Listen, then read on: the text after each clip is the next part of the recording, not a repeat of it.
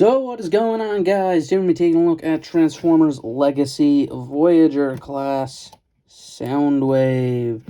And this Soundwave is nothing but a re-release slash, I guess maybe you'd call it a repaint of the Siege Soundwave. And I mean, I like this mold. And one thing I like about it, and I know I'm going to get some hate for saying, I like that it doesn't turn into the cassette. Yeah, as much as the cassette player is iconic and everything, I just think, in the long run, that at some point, much like Megatron, some of these guys have to start turning into things, right?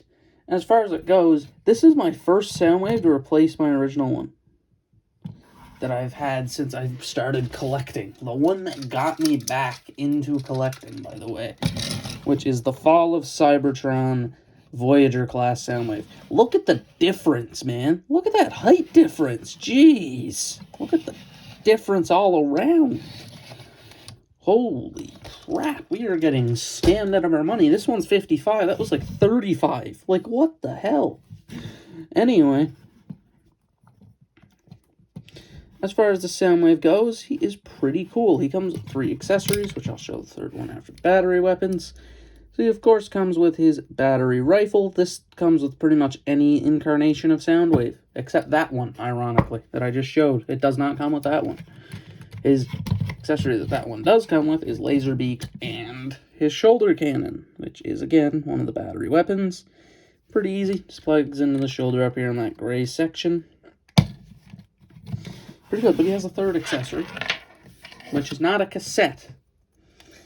It is instead this random gray gun thing that folds out to do I don't know.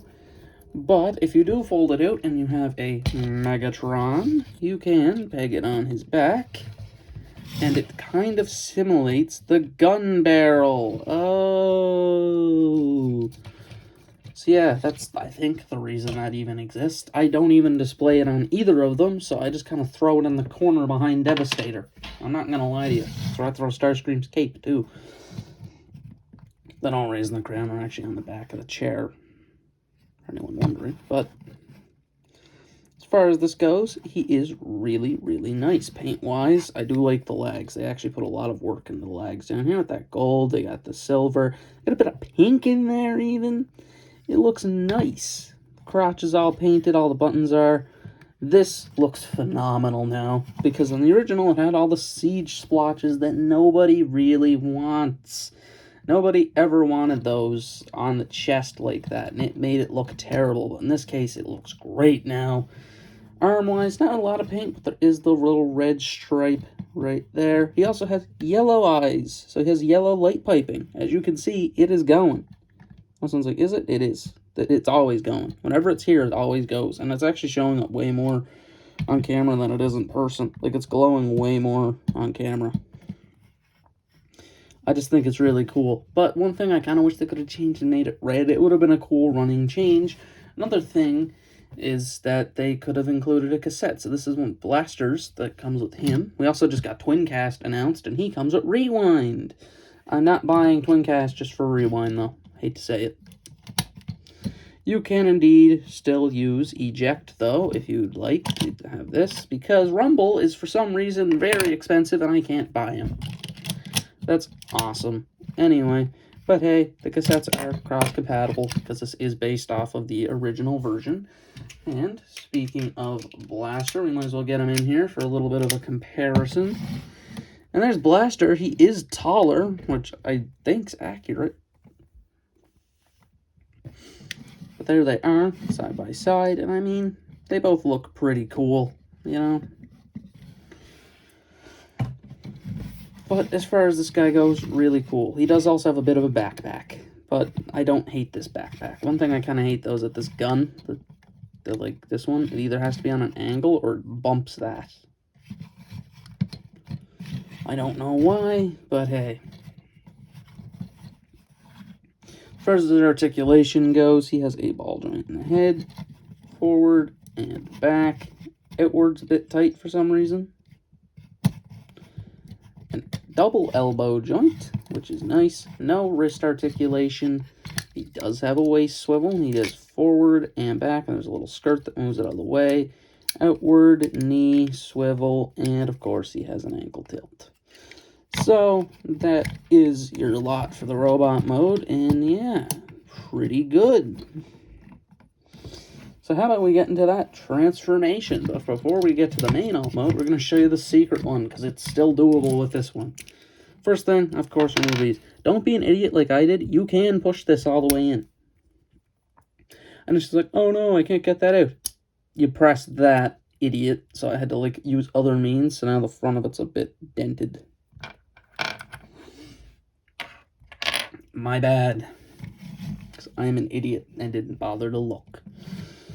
So, to do the secret form first, because it's just pretty much the robot mode, flip open the back, and there will be a panel there that opens, and you just flip his head in. You just close that panel back up, and then you close these onto the top, like so. Fold it back, and then fold these back again. Fold in the hands, don't forget, you don't really need them out for this mode. I get them pegged in.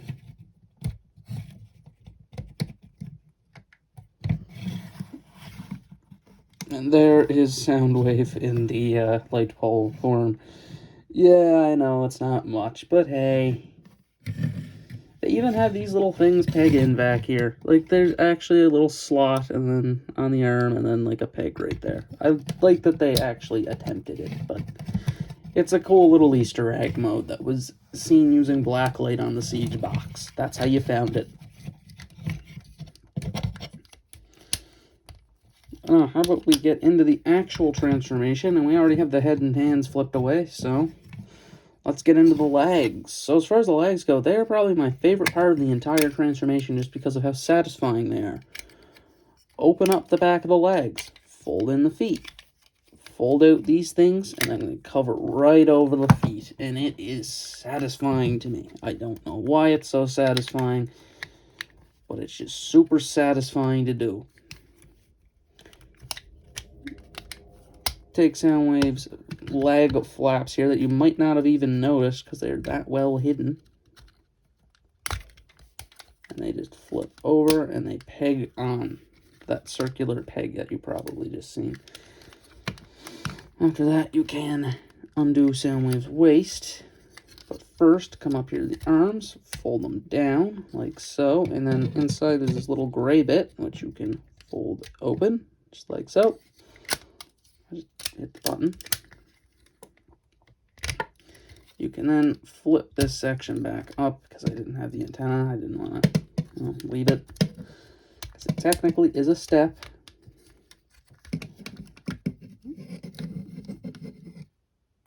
Fold those out like that. And then you have these pegs here. So you have those slots and those pegs.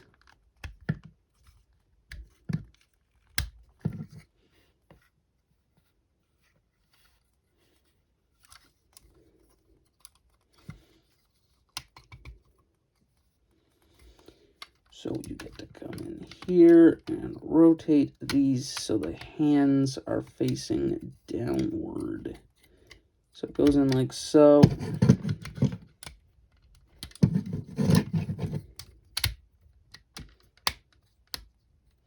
Just like that.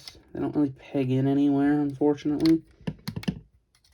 That's how they go. Flip out this bit here and then flip down these bits. I bet you can't guess what those are. And there is Soundwave's barge form. Yeah, this isn't really anything in particular either, but hey, at least it's flight mode, I guess, instead of cassette player. But, you know, it's something. I mean, it's like the most minuscule transformation I think you could feasibly ask for. Like, it's not up to much. You'd still have access to the cassette right there. So that's cool, I guess. I mean, as far as alt forms go, I mean, it's not anything special, and I mean, as cool as the cassette player is, that version of the figure is about, like, $150. Well, this one here is, like, 55. That's what tax is on that, on my local tax. But this figure is also randomly hard to find, because if you go on Amazon, not there. You go on Walmart, overpriced to all hell.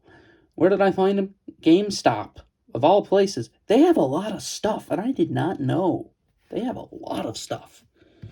Like, I was like sitting there, I was like, I could get Menasor now, because they have all of it. They have everything. They don't sell out of most of the stuff. It was crazy. Like, it was genuinely crazy what I figured out. I was like, whoa. Because when you search up Soundwave, GameStop's the first one that shows up, because they're the only place that has them for retail price. That's like a trusted source to me. So yeah, and also the shipping time on this thing was crazy. 3 days. That was all. It took them 3 days to get here. I ordered it on the Friday. They didn't ship on the weekends because they didn't process it until Monday. And it got here yesterday. Which, of this time of recording, today is February 2nd. So, it got there February 2nd. Which is or February 1st. Wild. I did not even expect it. I looked, I was like, out for delivery. I was like, whoa. Yeah, back to the alt mode instead of just EB Games being phenomenal. Or GameStop, same thing. Same exact company. There's really no difference. Yeah, this thing's good. So let's just get to the thoughts on it. It's fine. I mean, the alt mode is something. It certainly is something. Not particular anything, but that's just Cybertronian modes for you, isn't it? They're something, but not really. They exist to exist. They fulfill a purpose, and I think it makes more sense that Decepticons have Cybertronian modes than Autobots. In cases like this, like, oh no, look, Soundwave's on Earth, but he turns into a Cybertronian mode. That's fine. I feel like that's a more logical conclusion that they don't want to hide.